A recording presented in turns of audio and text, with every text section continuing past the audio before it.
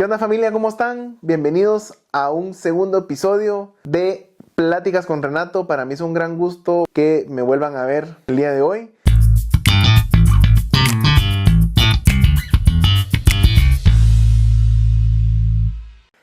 ¿A cuántos de nosotros nos gusta saber mucho sobre historia, pero no nos gusta leer? Entonces el día de hoy les traigo algo muy interesante. Ya saben que estos episodios son para todo público. Vamos a hablar de todo un poquito de ahora en adelante. Como se los dije la vez pasada, todos son bienvenidos a participar también. Como se los decía hace un rato, nos gusta la historia, pero no nos gusta leer. Entonces, con escuchar esta canción, ¿a qué parte de la historia los transporta? Es por eso que hoy tenemos la oportunidad de contar con la presencia de un invitado que nos va a contar un poco más y vamos a profundizar con él un poco más sobre un suceso que marcó un antes y un después sobre la historia en Guatemala. Hoy tengo el gusto de poder presentarles a nuestro invitado para el episodio del día de hoy, a Hugo Américo Cabrera. Bienvenido, Hugo. Gracias por aceptar la invitación al podcast. Estoy seguro que la comunidad va a aprender mucho con todo lo que tenés para decirnos el día de hoy. Gracias, Renato. De igual manera, muchas gracias por la invitación. Es importante saber y entender muchas cosas que han pasado a través de la historia. Y pues el día de hoy vamos a tratar de hacerlo de una forma dinámica. Muchas veces nos gusta aprender, pero a veces nos da un poco de apatía por el hecho de que está repitiendo fechas, está repitiendo algún tipo de datos que en otras palabras podrían sentirse un poquito aburridos. El día de hoy vamos a hacer algo dinámico para que todos vayamos entendiendo por qué es tan importante la revolución del 44 como se conoce. Así que muchas gracias por la invitación, de verdad, y a toda la comunidad de este podcast, pues muchas gracias también. Es para mí un verdadero honor el poder estar acá esta noche con ustedes. Bueno, Hugo, contame, vos que sos un apasionado por la historia, por siempre que todos los días estás empapándote de más conocimiento, ¿qué sabes, qué tenés para decirnos primero que nada a la comunidad, a mi persona, sobre este tema tan importante que fue un tema trascendental para la historia del país? Pues gracias, Renato. Sí, la verdad es de que desde muy niño, pues mi señor padre me inculcó el deseo de aprender todos los días. Algo que a mí nunca se me va a olvidar es que él me decía: hijo, el día que usted no aprenda una cosa distinta es un día perdido. Y pues eso fue lo que trajo como consecuencia que yo empezara a leer, de acercamiento con cuestiones de la historia. Y lo más importante es de que al momento de leer la historia de Guatemala, desde la época de la conquista, pasando por la independencia, y lo digo así, independencia, porque ese es un tema muy largo y muy distinto que realmente tengo un poquito de contradicciones con algunas personas, porque muchos dicen que sí hubo independencia, yo en lo personal digo que no, pero siguiendo esa línea del tiempo, pues viendo cómo hemos cambiado de presidentes, pues tuvimos varios presidentes que fueron una cosa muy muy especial. Por ejemplo, tuvimos uno que estuvo 22 años en el poder, Manuel Estrada Cabrera. Correcto. Y venimos a hablar directamente ya de lo que fue la revolución. El general Jorge Ubico fue un presidente que estuvo en el poder 14 largos años, a través de los cuales, si bien es cierto, hubo mucha infraestructura dentro del país, hay muchas obras que al día de hoy todavía continúan, muchos puentes, muchos caminos que se hicieron, pero el precio que se pagó fue bastante caro. La revolución precisamente empezó en el mes de junio del mismo año 44, cuando los amigos maestros que van a sintonizar y que son parte de esta comunidad se recuerdan que el 25 de junio se celebra el Día del Maestro, y fue en homenaje a la maestra María Chinchilla, que fue vilmente asesinada en la 17 calle y Sexta Avenida de la Zona 1 por la policía represiva del general Jorge Ubico. A partir de esa fecha, fíjate, Renato, de que empezó como que el hervidero popular, porque ella era una maestra, no era una maestra cualquiera, sino que era una maestra que estuvo involucrada durante mucho tiempo en los movimientos sociales y tratando de buscar salir de esa represión que nos tenía en ese entonces el general Jorge Ubico. Partiendo de ese día de la muerte de María Chinchilla, se empezaron a reunir muchas personas y fue un movimiento bastante auténtico, porque por primera vez en la historia se reunió los empresarios, se reunieron los estudiantes, los maestros, la clase obrera trabajadora, para pedir la renuncia de Jorge Ubico. Jorge Ubico en su mente, él creía que era casi un semidios o un papá de todo el país, porque él, si bien es cierto, vuelvo a repetir, ¿verdad? Hizo cosas muy buenas, hizo unas obras bastante imponentes que al día de hoy todavía persisten. Y aquí viene el dicho que dice, nadie sabe para quién trabaja, ¿verdad? Porque fíjate de que el Gran Palacio Nacional fue hecho casi durante los 14 años que Jorge Ubico estuvo en el poder. Y desgraciadamente para él y paradójicamente para los demás, solamente estuvo 8 meses en el mismo. Sí, porque 8 meses antes de que él renunciara, fue que él empezó a hacer uso del mismo, ¿verdad? Y al día de hoy todavía continúa, ya no tiene ninguna oficina de gobierno, ahora es un Palacio Nacional de la Cultura como lo conocen y es un museo, ¿verdad? Y tiene muchas características que recuerdan el número 5. Jorge Ubico, aparte de ser una persona muy egocéntrica, era como que un poquito supersticioso. Él le tenía mucha simpatía al número 5 por las 5 letras de su apellido, ¿verdad? Según los historiadores y como hemos podido ver en algunas ocasiones que hemos ido al palacio, pues en los picaportes de las puertas están labradas las huellas digitales de él. Hay muchas cosas que rememoran, mejor dicho, el número 5. Pero bueno, ese no es el tema. El tema es de que cuando él sintió la presión de la clase popular, dijo, bueno, ¿ellos qué quieren? Cuando recibieron la solicitud formal de toda la sociedad de que ya no lo querían en el poder, que querían que renunciara, y él renunció el 1 de julio de 1944.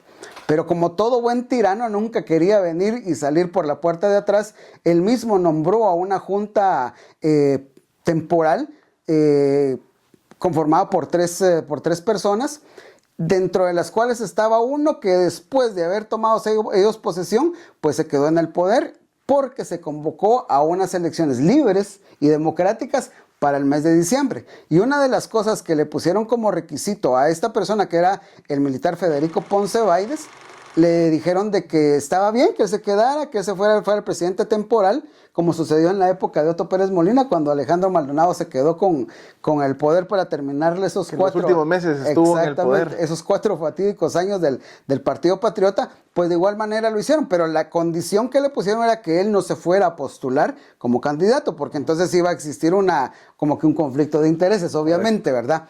Recordemos de que una de las cosas, creo que tanto en tu familia como la mía, nos han enseñado de que lo que tiene que ir antes de cualquier firma es la palabra. Y muchas veces los abuelitos, no me dejarás mentir, que decían, mire mijo, su palabra vale más que cualquier cosa firmada. Desgraciadamente eso no se lo dijeron a la familia de Federico Ponce Báidez, porque él, después de tomar el poder, dijo, bueno, que ya está bien, yo les dije que sí, pero siempre gracias, igual voy a participar. Cuando el que está como presidente en ese entonces se postula como candidato, obviamente ya te imaginarás que todo el mundo va a decir, bueno, va a haber fraude. En ese momento estaban cuando surge la figura de un personaje que todos conocemos y pues que desgraciadamente y nefastamente ahorita lo estamos recordando más por un descendiente de él que está en el poder. Pues resulta de que este personaje era el doctor Juan José Arévalo Bermejo. Él en ese entonces estaba viviendo en Tucumán, Argentina, y pues él era un doctor en pedagogía y estaba tranquilo, feliz de la vida, haciendo su vida docente allá en Argentina. Sin embargo, se recuerdan de él y viendo que había sido funcionario de rango menor en algunos otros gobiernos, pues dijeron, bueno, llamémoslo. En ese entonces, ¿te acordás? No le mandaron un WhatsAppazo, ni le dijeron ninguna cosa, ni hicieron una conferencia por Zoom, sino que le mandaron un cablegrama donde le decía el partido que lo estaba postulando que aceptara la invitación para postularse como candidato a presidente en las elecciones de diciembre.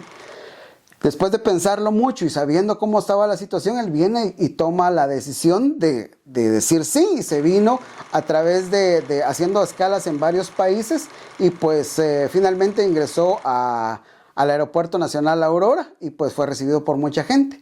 Esto trajo como consecuencia que Federico Ponce Báidez y Jorge Ubico, ahí sí que en la oscuridad que le daba el haber salido del gobierno, pues vino y dijo, bueno, no lo tenemos que bajar porque no lo tenemos que bajar. Empezaron a hacer muchas cosas, empezaron a reprimir a la población. Para el 15 de septiembre de ese año 44, Federico Ponce Báidez trajo una cantidad considerable de indígenas, campesinos de todas las regiones del país, armados con machetes. Imagínate ese mensaje subliminal que le iban dando, y algo que sí es bastante vergonzoso hasta cierto punto, pero es parte de la historia, que traían acá una especie como de escapulario, con el respeto de la religión, ¿verdad? Pero acá traían una foto de Federico Ponce Báidez, a ese extremo de que lo querían endiosar, dando a entender a las personas de que él iba a ganar las elecciones. La gente se cansó de verdad de todos los abusos, de todos los atropellos, y en algunos momentos tentaron a Juan José Arévalo que dieran ellos un golpe de Estado. Pero algo muy importante, y esto se viene marcando desde esa fecha hasta el año 1986, donde los militares siempre tuvieron que ver para hacer esos cambios bruscos de poder. Se pusieron de acuerdo algunos militares que no estaban de acuerdo con las decisiones que tenía Federico Ponce Báidez, y empezaron a fraguar un golpe de Estado dentro del mismo ejército, al extremo que la noche del 19 de octubre de 1944, a eso a las 10:30 de la noche, pues ya tenían casi que todos los preparativos para que se diera ese golpe de Estado. Vengo y recalco, Renato, una de las cosas más importantes, adicional a haber sacado a esta persona del gobierno, fue que por primera vez se unieron verdaderamente todos los sectores de la sociedad, que no hubo nadie que los estuviera manipulando y que vos andá, vos hacé, como se dio en otros movimientos posteriores. Pero esa vez sí fue auténtico, porque se unieron, como te digo, los comerciantes, los obreros, los estudiantes universitarios tuvieron mucho que ver, y el ejército. ¿Qué nos deja como consecuencia esto? El hecho de pensar de que en este tipo de cambios tenía que estar sí o sí el ejército. Porque imagínate, si alguien adentro del ejército, cuando se iba a dar este golpe de Estado, hubiera, como decimos coloquialmente, chillado, pues no hubiera pasado nada de eso, hubiera habido algún soplón, así como le dicen, ¿verdad? Sin embargo, la mayor parte de militares que estaban para trabajar con esto, pues ellos dijeron, bueno, ok, démosle.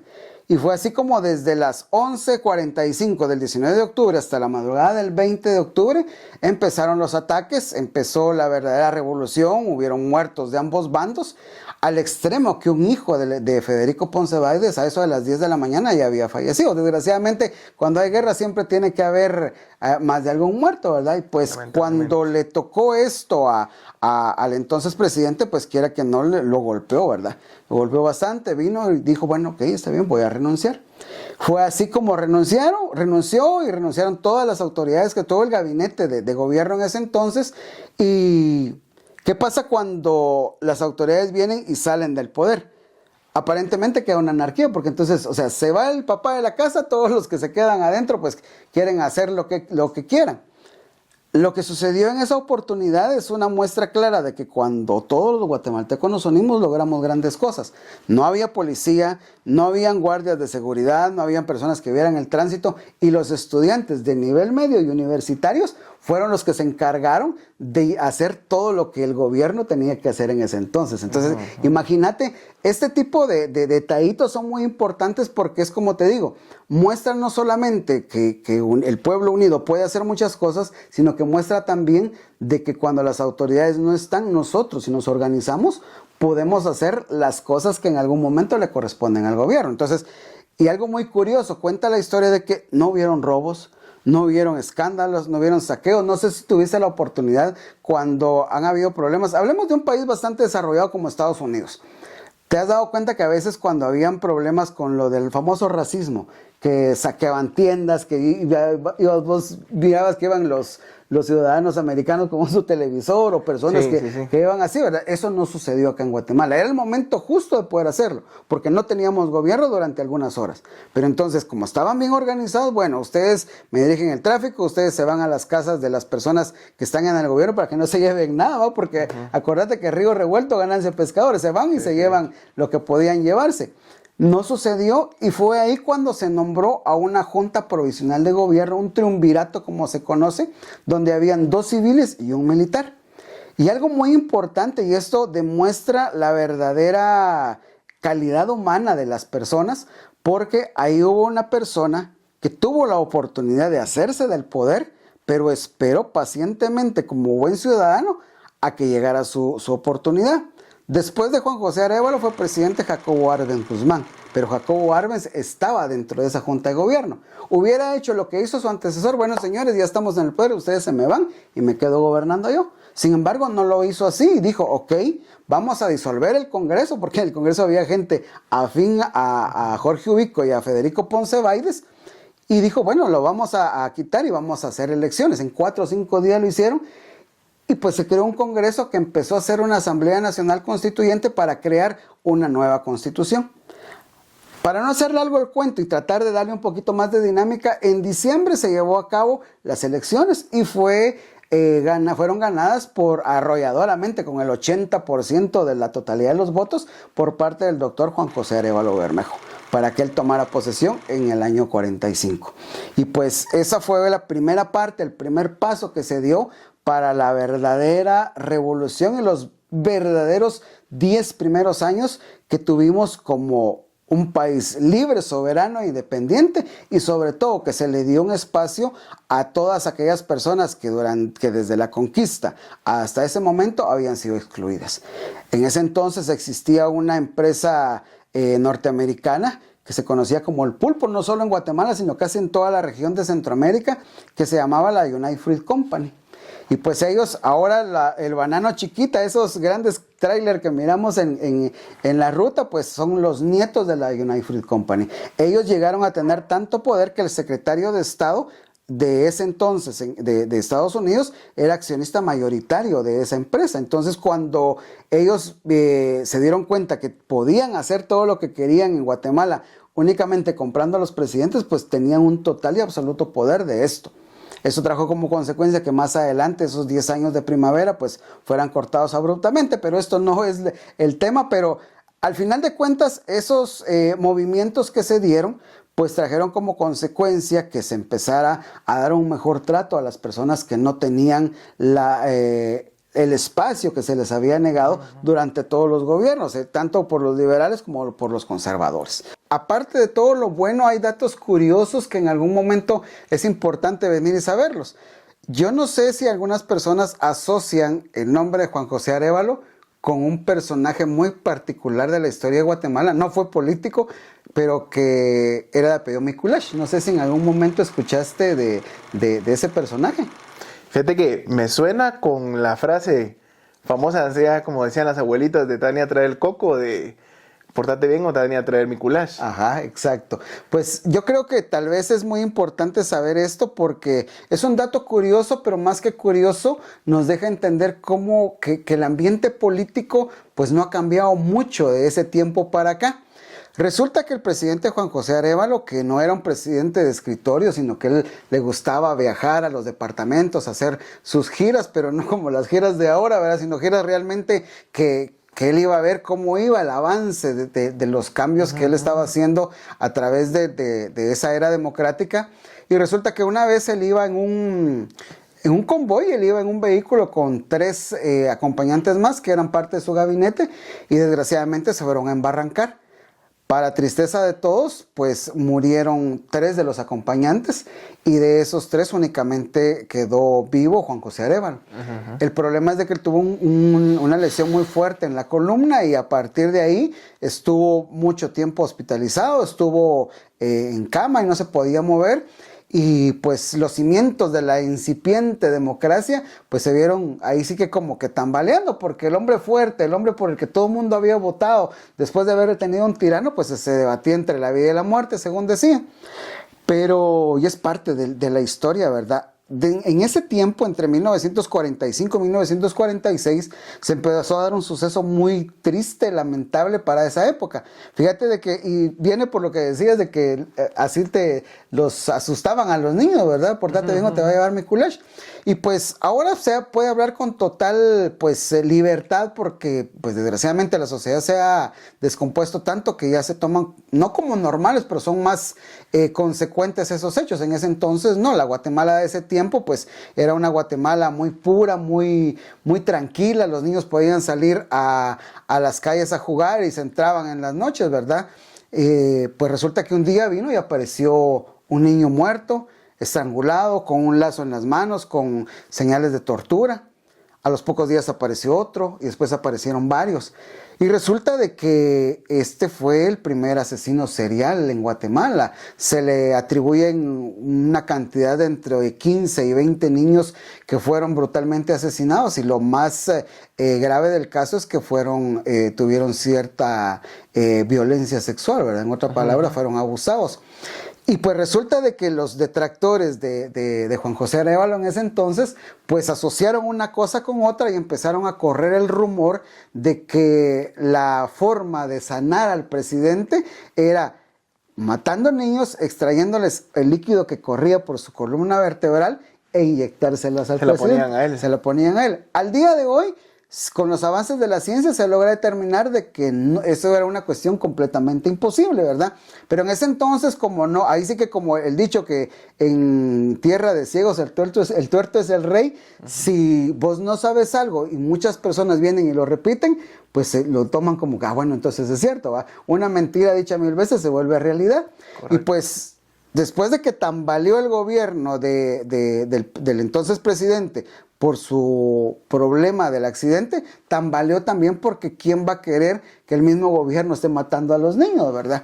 Pero resulta de que en ese entonces no había investigadores, pues por así decirlo, profesionales, sino solamente la perspicacia de un policía que desgraciadamente se perdió el nombre en el transcurso de la historia y nunca se supo. Pues entonces él empezó a hacer como que un perfil de quiénes eran los niños que mataban. Eran niños entre 9 y 14 años y que aparecían siempre de la misma forma. Ellos aparecían estrangulados y a veces se les ponían las marcas de los dedos de la persona que los había estrangulado y amarrados de las manos y solamente con ropa interior, producto del abuso sexual que habían sido objeto, ¿verdad? Empezó a perfilar a esta persona y sobrevivieron algunos niños, no todos murieron, y ellos empezaron a decir cómo era esta persona, una persona bajita, morena, con rasgos indígenas y que tenía unos brazos muy fuertes. Después una señora, una vendedora de un mercado, pues también les dijo que había visto a un niño muy grande con una persona mayor de edad, pero más bajita. Fue así como le empezaron a dar seguimiento hasta que lo lograron encontrar, porque él llegaba a los lugares donde estaban muchos niños, los mercados, los parques, y con el pretexto de llevarlos a cazar conejos. En ese entonces, acordate que la capital y las partes aledañas pues tenían mucha vegetación. De hecho, él se movía en lo que era la capital, Misco, y hay algunos casos de acá, de la parte de Zacatepec, que unos dicen que acá en Antigua, pero con el transcurrir de los años no se quedó como que muy detallado si realmente hubo algún tipo de caso acá en Antigua, pero al final de cuentas lo lograron encontrar, lo detuvieron, él pues opuso resistencia en un inicio, después lo agarraron, y pues si las muertes de los niños eran grotescas y daban miedo,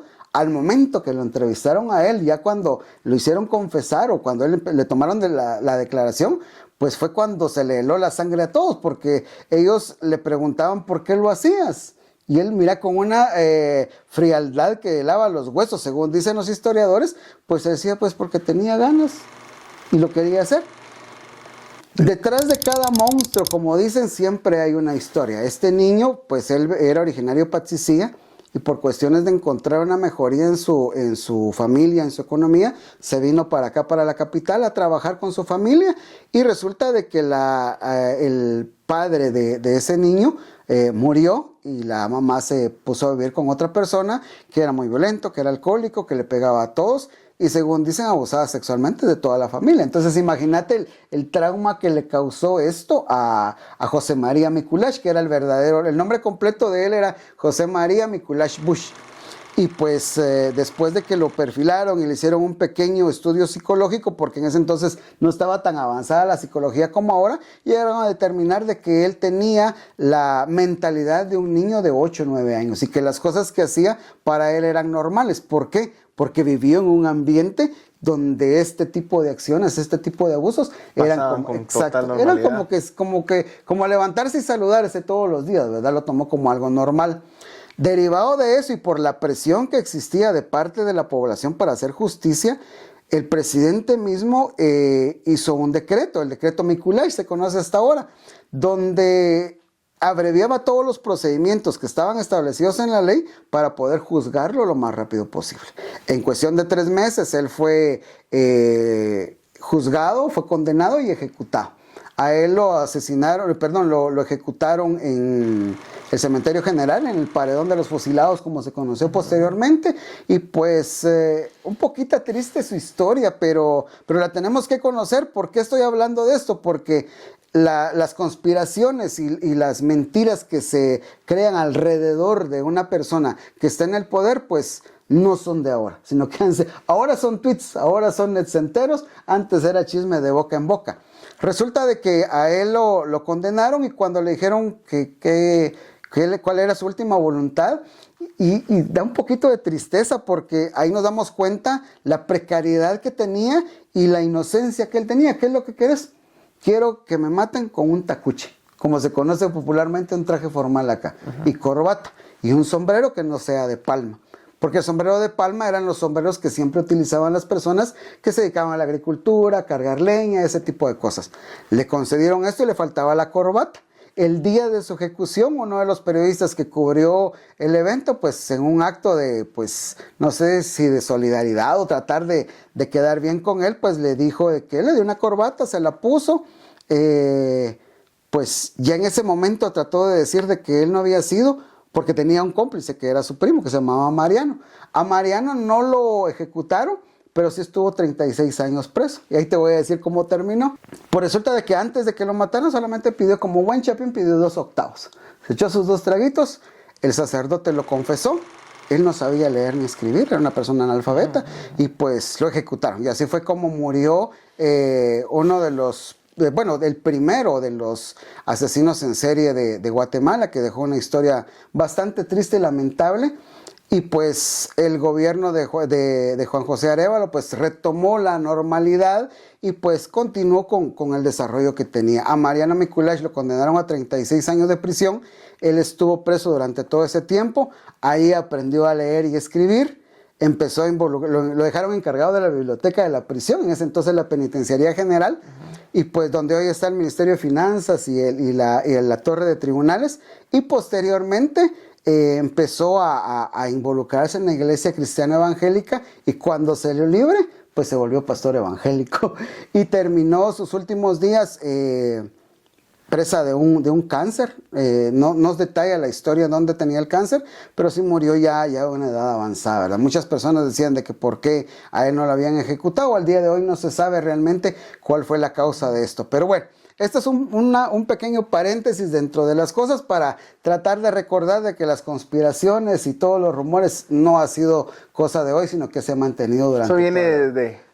Como dice el dicho, desde la época de Mamá Camota. Exactamente, sí. Y lo más importante de esto es de que cambian los escenarios, pero las acciones no. Porque antes, pues, como dicen en los lavaderos, eran los WhatsApp de ahora, ¿verdad? Entonces ahí, mire, llegaba una señora, mire, no dice, no, mira, pues que el presidente es el que está matando a los niños. Y habían 14 señoras que representaban 14 familias, y esas 14 familias... se iba corriendo por todos lados. Se iba corriendo por todos lados. Para buena o mala suerte de ese entonces presidente, pues se logró encontrar al asesino en ese tiempo, y pues siguieron los progresos y siguieron todas las cosas buenas que se tenía. Se empezó a darle derecho a huelga a los trabajadores, a crear los sindicatos. Ya después, cuando Juan José Arévalo iba a terminar su periodo, se convocó a elecciones, y ahí sí salió el famoso soldado del pueblo, Jacobo Arbenz Guzmán, que como te mencionaba anteriormente, tuvo en sus manos el poder. La oportunidad pero de tomarlo. No lo hizo. Yo creo que eso fue lo que lo marcó más en la historia, para bien y para mal también, ¿verdad? Entonces él vino y asumió, y ahí fue cuando él empezó a tocar ya directamente a la United Fruit Company, a la IRCA también, que era la encargada de los ferrocarriles, y ese desgraciadamente fue su peor error. Porque en ese entonces era cuando el secretario de Estado de la Unión Americana tenía bastantes acciones en la UFCO, y pues obviamente le tocaron el bolsillo, y fue así como empezó a fraguar la idea de que tenía que derrocar a Jacobo Arbenz. Tristemente y coincidentemente, en esa época fue cuando Ernesto Guevara, el famoso Che, estuvo acá en Guatemala, y de eso se valieron los estadounidenses para venir y decir, bueno, señores, estamos a punto de que Guatemala se convierta en un país comunista. Y realmente no, porque la industrialización de Guatemala era el siguiente paso que quería dar Jacobo Arbenz, pero no le dieron tiempo. ¿Por qué? Porque acuérdate que los medios de producción son la fuerza de trabajo, o sea, los trabajadores, y la tierra. Y la tierra en ese entonces la tenía la United Fruit Company. Entonces Guatemala no podía avanzar si no tenía la tierra. Entonces, ¿qué fue lo que hicieron? Expropiaron las tierras ociosas que tenía la UFCO y se las empezaron a repartir a todos los campesinos. Pero no solamente, miren, se las reparten, miren ustedes qué hacen. No, se las dieron para que las cultivaran. Y aparte de eso, contrataron expertos en agricultura para que les enseñaran a tecnificar y a modernizar los cultivos que iban a tener. Si esto hubiera seguido después de que se les diera la tierra, pasaba a la industrialización de Guatemala, ¿verdad? En ese entonces fue cuando vinieron y dijeron, bueno, ok, ya nomás va Jacobo Arbenz y pues ahorita pues contrataron a un, y te digo contrataron porque fue pagado, y eso está directamente en los libros de historia también, a Carlos Castillo Armas, otro militar que regresó nuevamente al pasado, y le dijeron, bueno, ok, y acusemos de que son comunistas, comunistas y comunistas. En ese entonces el comunismo se empezaba como que a hacer más grande en los países de Europa, y dije, bueno, Guatemala es el primer lugar y ni modo. Y fue así como que los 10 años de primavera empezaron a caer hasta, pues tristemente, que Jacobo Arbenz Guzmán renunció su discurso. Yo te digo, en lo personal, él hubiera tenido que luchar. Y ya para no alargarme tanto, la CIA trabajó muy bonito a Jacobo Arbenz porque le infiltró a un mercenario cubano a su casa y él tuvo un amorío con la esposa de Jacobo Arbenz. Cuando ya iban a finalizar todos los trámites, por así decirlo, para derrocarlo, le hicieron saber al entonces presidente de que su esposa pues tenía un amorío con otra persona. Eso moralmente lo despedazó y trajo como consecuencia de que él en su moral no estuviera tan bien. Que él, pues imagínate, después de haberse casado con su esposa, de haber tenido una familia ejemplar, de que fue la primera dama, al saber de que le había traicionado, pues eso mermó su estado de ánimo y su fuerza, y a los meses, ¡pum!, cayó con esto. Y pues desgraciadamente eso fue lo que sucedió en los 10 años de democracia, de verdadera democracia en Guatemala. ¿Por qué es importante conocerlo? ¿Por qué es importante saberlo? Porque si no conocemos por qué estamos como estamos, vamos a seguir siendo los mismos. Ahora, el mensaje para las nuevas generaciones: si todos nos unimos, sin importar nuestro color de piel, nuestro origen, nuestra situación económica, podemos hacer muchas cosas. Y lo más importante que tenemos nosotros, querida audiencia, queridos miembros de esta comunidad, hay algo muy importante y soberano que tenemos, que es el voto. Nos estamos adelantando en algunas cuestiones y no queremos caer en algo así, pero recordemos de que nosotros somos los que realmente tenemos el poder, siempre y cuando nos unamos y caminemos sobre un mismo paso. No, mira, Hugo, de verdad, me viniste a refrescar muchos recuerdos de niño, todo lo que en el colegio pues nos enseñaron a todos, ¿verdad? Hasta en la universidad algunos, viniste a reforzar, de verdad que mil gracias por aceptar la invitación. Pues mira, Hugo, como parte de dinámica del episodio, me gustaría realizarte unas pequeñas preguntas. Ok, con todo gusto, excelente. ¿Qué motivó realmente la Revolución de Octubre y cómo se vivía la situación antes de ella? Duro y directo. La población se cansó de tanto abuso. La población se cansó de la tiranía y quería realmente una verdadera libertad. Y así fue como lo hizo, uniéndose y haciendo las cosas con un fin principal. Nítido, excelente. Gracias, Hugo. La siguiente. ¿Por qué crees que este evento todavía resuena en la historia de Guatemala? Porque si esa primavera democrática de esos 10 años no hubiera sido cortada como se cortó, Guatemala fuera otra Guatemala. Simple y sencillamente empezaba el pájaro a volar y le cortaron las alas. Y por eso es que sigue resonando en la mente de las personas. Y esa es la idea de venir y mostrarlo, para que recordemos que se pueden hacer las cosas, siempre y cuando toda la población vaya a un solo fin, que es el bienestar general y no el personal. Excelente, gracias, Hugo. Entonces, para cerrar, ¿crees que Guatemala sería distinta hoy si no hubiera ocurrido la revolución? Completamente. Muy buena pregunta y muy buena manera de cerrar. Si Guatemala no hubiera sido cortada de la forma en la que se cortó en la historia, porque la reforma agraria fue el primer paso para industrializar a nuestro país, contrario a lo que decían los detractores, de que era para volver a un país comunista. Después de darle la tierra a las personas, el siguiente paso era industrializarla, nuestra economía fuera más fuerte. Recordemos que en ese entonces todavía el quetzal estaba por arriba del dólar, imagínate, y ahora cómo está el cambio, 7.50, 7.51. Devaluadísimo. Exacto. Entonces, aquí podemos ver y darnos cuenta de que Guatemala fuera un país distinto, con oportunidades para todos. Se apoyó mucho a la educación, superior, y aparte de del tema de educación, pues se apoyó también bastante a todas las personas que no tenían pues la tierra, el medio de producción de la tierra, porque no fue solamente venir, aquí está tu terreno, hacer lo que querrás. Trataron de enseñarles a que pudieran trabajar la tierra de una mejor manera. Excelente, gracias Hugo. Quiero agradecer por el tiempo, gracias por aceptar la invitación. Espero a todos nuestros oyentes, telescuchas y a todos los que nos visitan en nuestras páginas y redes sociales les haya gustado este segundo episodio. Espero sus comentarios, espero sus reacciones y espero que lo compartan para que todos podamos seguir aprendiendo y profundizando en la historia de nuestro país. Y bueno amigos, hemos llegado hasta el final de nuestro episodio. No se olviden de compartir, comentar y suscribirse a todas nuestras redes sociales y nos vemos en el próximo episodio. Saludos.